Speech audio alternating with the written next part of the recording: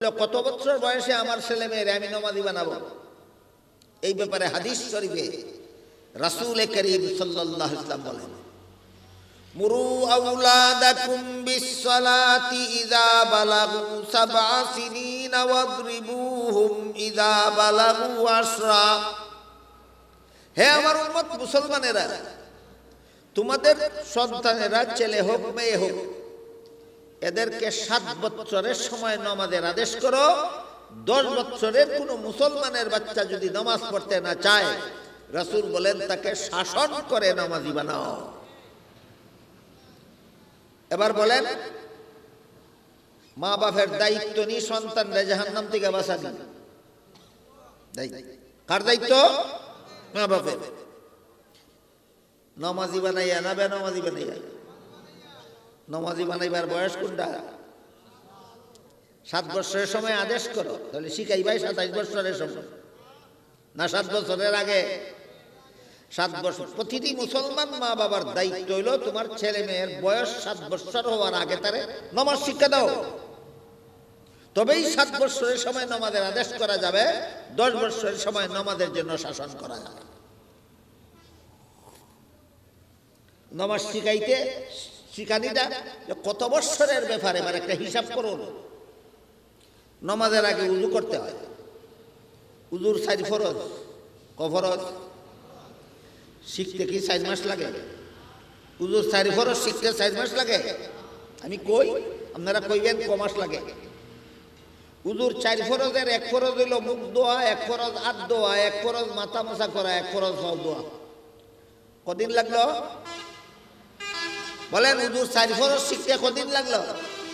4 minute. 4 minute. 7 কারণে উযু ভাঙে, শিখতে লাগে 7 মিনিট। নামাজের ফরজ 13টা, শিখতে লাগে 13 মিনিট। নামাজের ওয়াজিব 15টা, শিখতে লাগে 15 মিনিট। 19 কারণে নামাজ ভাঙে, শিখতে লাগে 19 মিনিট। নামাজে 28টা সুন্নত আছে, শিখতে লাগে 28 মিনিট। আমার হিসাব বুঝে থাকতে বলেন, মুসলমানের ছেলে মেয়েরে নামাজি বানাইতে ক বছর লাগে? ক বছর লাগে? 2 দিন যথেষ্ট, বড় জোর 1 মাস। এই একটা মাস সময়ে নিজের ছেলে মেয়েরে জাহান্নাম থেকে বাঁচাবার জন্য না উযু শিখাইব, না নামাজ শিখাইব, না ভাগ শিখাইব। 5 বছর বয়সে নিয়ে প্রাইমারি স্কুলে ভর্তি করে দেবে। প্রাইমারি স্কুলে আছে আপনাদের ছেলে মেয়েরে নামাজি বানানোর কোনো ব্যবস্থা নাই। আপনার ছেলেরে আপনার মেয়েরে নামাজি বানাইয়া জাহান্নাম থেকে বাঁচানোর দায়িত্বটা কার ছিল? আমারই, মা বাপের। দায়িত্বটা ভালো না করে এই প্রাইমারি স্কুলে ভর্তি করে দিল। প্রাইমারি স্কুলে তো নামাজি বানাইবার কোনো ব্যবস্থা নাই। প্রাইমারি স্কুল ফার্স্ট করে গেল হাই স্কুলে। হাই স্কুলের বইয়ে গিয়া পাইল, লেখা আছে বইয়ের মধ্যে, এক সময় লেখা ছিল আন্দোলনের মুখে, এই লেখা সরকারে বাদ দিতে বাধ্য হয়েছে, একমাত্র আলেমগণের আন্দোলনের মুখে। রাজনৈতিক আন্দোলন না, এটা ধর্মীয় আন্দোলন। সরকার বিরোধী আন্দোলন 2 রকম আছে, একটা হইল রাজনৈতিক আন্দোলন, আর একটা হইল ধর্মীয় আন্দোলন। রাজনৈতিক আন্দোলন হইল গদি দখলের আন্দোলন। রাজনৈতিক আন্দোলন মানে গদি দখলের আন্দোলন। আমি এবং আমার চিন্তাধারার সাথে একমত কিছু আলেম বাংলাদেশে এমন আছেন যাদের কথা হইল, তোমার গদি লইয়া তুমি থাকো, তোমারে আমার গদি থেকে লামানির দরকার নাই, এই গদিতে আমার কেউরে তুইলে বানির দরকার নাই। বাবা তোর গদি লইয়া তুই থাক, মা তোর গদি লইয়া তুই থাক। আমার দেশের মুসলমান জনগণরে ইসলাম লইয়া থাকতে দেয়। জনগণরে, মুসলমানদেরকে মুসলমান ইসলাম লইয়া থাকতে দেয়, আর তোরার গদি লইয়া তোরা থাক। কাজে আমাদের আন্দোলন রাজনৈতিক আন্দোলন নয়। রাজনৈতিক আন্দোলন কারা করে? যারা হয়তো কেউরে গদির থেকে লামানির আন্দোলন করে, আর নাহলে কেউরে গদিতে বানির আন্দোলন করে। এটার নাম রাজনৈতিক আন্দোলন। ধর্মীয় আন্দোলন কোনটা? বাবা তোমার গদি লইয়া তুমি থাকো, এটার আমার দরকার নাই। মা তোমার গদি লইয়া তুমি থাকো, এই গদির আমার দরকার নাই। অনেক গদিওয়ালা দুনিয়াতে আইসি আর গেছে। অনেক গদিওয়ালা দুনিয়াতে আইসে আর গেছে, এই গদি সাথে নিয়ে কবরে গেছে। না দিকে কই না ফেরা, যে গদি লিয়া কবরও যেমন যাইতো না, ই গদিরে খামর দিয়ে রাখনের লাগি অত পাগল খেরে নিশায় ধরছে, গাঞ্জার নিশার মতো।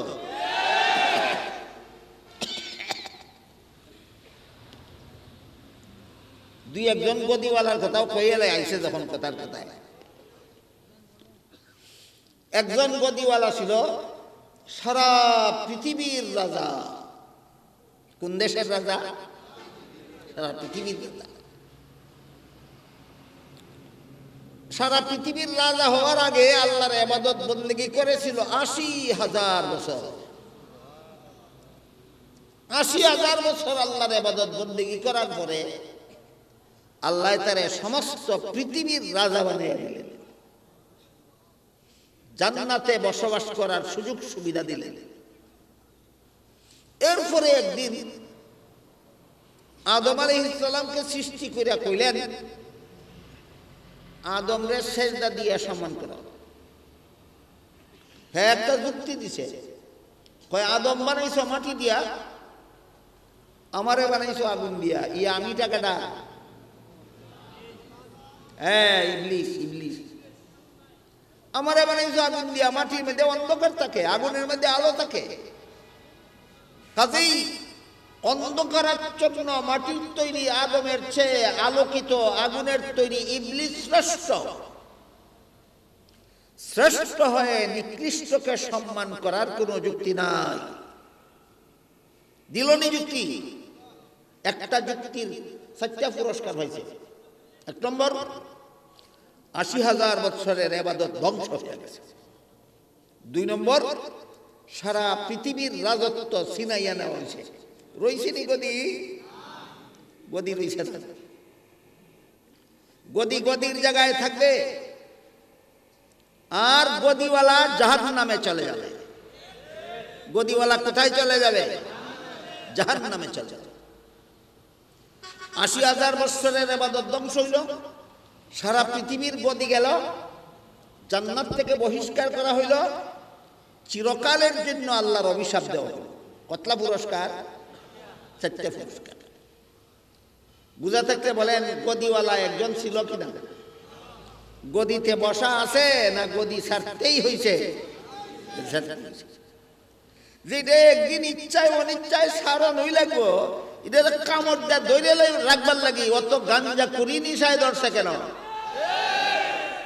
এইরকম গাঞ্জা করি নিশায় যারা ধরছে, এদের আন্দোলন ধর্মীয় আন্দোলন নয়, এদের আন্দোলন হইল পলিটিক্যাল আন্দোলন, রাজনৈতিক আন্দোলন। একজন গদিওয়ালার কথা কইলাম। আর একজন গদিওয়ালা ছিল মিশরের গদিওয়ালা।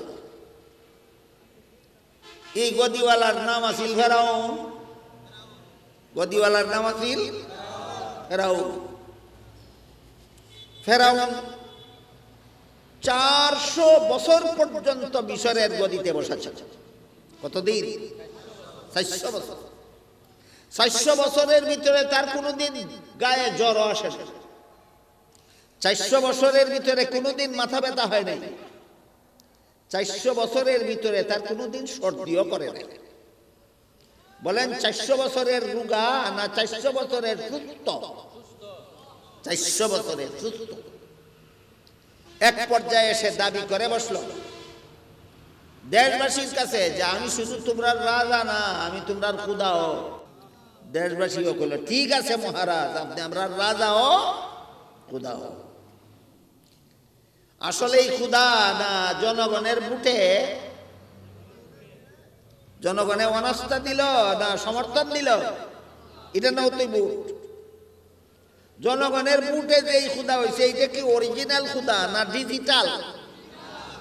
এই আধুনিক জমানা কত নয়া নয়া কিছু শব্দ উঠতেছে, একটা শব্দের নাম হইল ডিজিটাল। আমি তো লেখাপড়া করছি না, এতে বুঝি না। আমি সুজার রাজা বুঝি। অরিজিনাল অর্থ আসল, আর ডিজিটাল অর্থ নকল। অরিজিনাল অর্থ আর ডিজিটাল অর্থ নকল। আসমান জমিনের খুদা হইলেন অরিজিনাল খুদা, আর জনগণের বুটে যে খোদা হইল মিশর, ডিজিটাল খোদা, ডিজিটাল খোদা। যখন লোহিত সাগরে নাকানি সুবানি খাইয়া মরতে শুরু হইল, আল্লাহর দয় আমি খোদা না, আমি খোদা না, মুসার খোদাই খোদা। গদি রইল মিশরে, আর গদিওয়ালা চলে গেল সাগরের তলায়।